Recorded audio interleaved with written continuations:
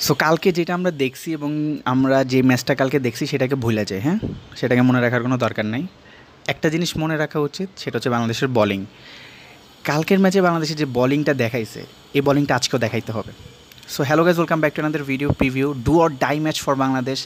এইটা জিততে পারলে এশিয়া কাপের ফাইনাল খেলতে পারবে, and this is most important game বাংলাদেশের জন্য। কালকে একটা প্র্যাকটিস ছিল লাইক দুই দলের জন্যই। সো গাইজ,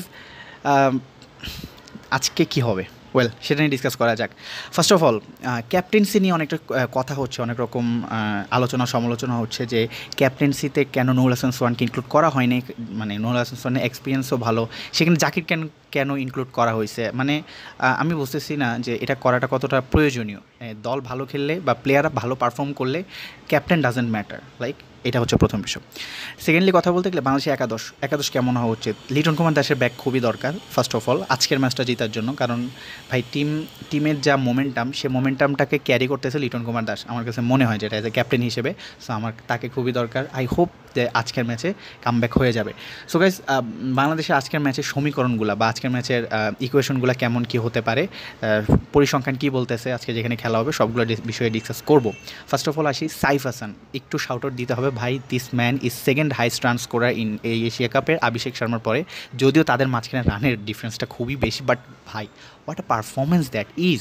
ইন্ডিয়া এগেইনস্টে অনেকে বলতে পারেন সেফ একটা খেলছে, ভাই কী করবে, মানে ওয়ান ম্যান আর্মি ছিল, একাই খেলে যাচ্ছিল, ওই পাশে কোনো রকম মানে পাচ্ছিল না, বলা যায় যে টোটালি কোনো রকম মানে ফুললি কোনো সাপোর্টিভ জিনিসটা পাচ্ছিল না। সো সেইটা কিন্তু একটা ফ্যাক্ট। সো আপনাকে একা খেলা যাবে না, হ্যাঁ, এখানে আপনাকে আরেকজন সাপোর্টিভ রোলে থাকতে হবে। সো ইন্ডিয়া এগেইনস্টে যেমন পারফরমেন্স করেছে, আই হোপ সাইফ পাকিস্তানের এগেইনস্টে এরকম একটা পারফর্ম বাংলাদেশের খুবই ব্যাটিং ইউনিটের জন্য দরকার, পার্সোনালি আমার কাছে মনে হয়।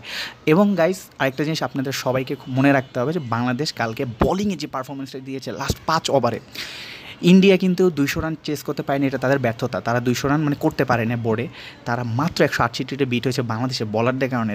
বলার ডুইং ভেরি ওয়েল, ট্রেমেন্ডেসিং মানে পারফরমেন্স বলাররা করতেছে। অ্যাজ ওয়েল বাংলাদেশের বলার সবচেয়ে বেশি স্ট্রং লেভেল ছিল, সেখানে সাইফ হাসান বলিংও ভাই ভালো করছে পার্ট টাইম বলার হিসেবে। সো গাইজ, বলা যায় বাংলাদেশের বলিং ইউনিটে কোনো সমস্যা নাই, যা সমস্যা সব ব্যাটিং ইউনিটে। এখন আসি যে আমাদের পরিসংখ্যান, যেখানে খেলা হবে দুবাই ইন্টারন্যাশনাল, ওই বড় মাঠি জানেন, যেটাতে আমরা শ্রীলঙ্কার সাথে খেলছি, ইন্ডিয়ার সাথে খেলতেছি, এই মাঠে খেলা হবে। সো মাঠটা মোটামুটি বড় আছে, অ্যান্ড বলা গেলে হেড টু হেড কম্পিটিশনে 7-3 লাস্ট 10 ম্যাচে পাকিস্তানে গিয়ে আছে। সো এটা ডাজেন্ট ম্যাটার, শ্রীলঙ্কা আমাদের থেকে গিয়েছিল, বাট কালকে আজকের ম্যাচটা আমাদের হইতে হবে কোনো রকম, মানে এখানে কোনো সেকেন্ড অপশন নাই ভাই। মানে আমি দেখতে চাই মাই টিম হ্যাভ পারফর্মড 100 না 200% এফোর্ট, কারণ আমাদের ফাইনালে যেতে হবে। ফাইনালে জিতি না জিতি ভাই ওইটা ভিন্ন বিষয়, বাট ফাইনালে আমাদের যাওয়াটা উচিত, তাই না, আমাদের পারফরমেন্স অনুযায়ী। সো ব্যাটারদেরকে আজকে ভাই ব্যাটারদের দিকে তাকায় থাকবো লাইক সিরিয়াসলি। এবং এই মাঠের যে পরিসংখ্যান কম বেশি সবাই আমরা জানি, হেড টু হেড রান রেটের কোনো কাহিনী নেই। প্রথম কথা, রান রেটের এখানে কিছুই নেই ভাই, যে জিতবে সে ফাইনালে, শ্রীলঙ্কা অলরেডি বাদ।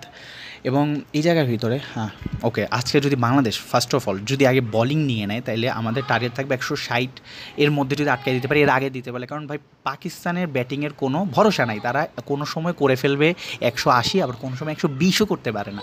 আমাদের বলিং ভালো করতে হবে যাতে তাদেরকে আমরা খুবই ইজিলি আটকাই দিতে পারি, এটা আমাদের প্র্যাকটিস হওয়া উচিত। আই হোপ বাংলাদেশ টিমেরও সেটা, শুধু ম্যাচের মধ্যে হেগে না দিলেই হয় ভাই, এটাই আমার আজকের দোয়া থাকবে, যে কোনো রকম ঝামেলা যাতে না হয়, আমরা আমাদের সর্বোচ্চটা দিয়ে খেললে I hope finger cross Bangladesh win this match. But সবাই ধরে আছে পাকিস্তান ফাইনালে যাবে, অ্যান্ড ভারত পাকিস্তানের একটা ফাইনাল ধরে রয়েছে অনেকে, ইন্ডিয়ার যারা ফ্যানরা রয়েছে ভাই, তাদেরকে বলতে চাই যদি আমাদের দিন হয় উই ক্যান গেট উইকেট, এবং স্পিনারদের থেকে পেসারদের উইকেট এই ভেন্যুতে অ্যাজ ওয়েল অ্যাজ বেশি। সো পেসারদের একটা ইম্পর্টেন্ট রোল থাকবে আজকে। স্পিনার একটু কম খেলায়, পেসার বেশি খেলালে আমার মনে হয় ভালো হবে। এরই সাথে সাথে ভাই একটা কথা তো বলতেই হয় যে সাইফুদ্দিনকে না খেলালেই ভালো হয়।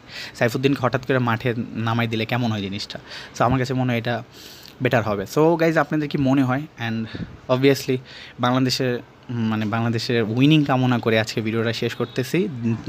ম্যাচের পরবর্তী ভিডিওতে অবশ্যই দেখা যাবে যে হাসবো নাকি দুঃখ ভারাক্রান্ত বোন নিয়ে আপনাদের সামনে আবার হাজির হইতে হবে।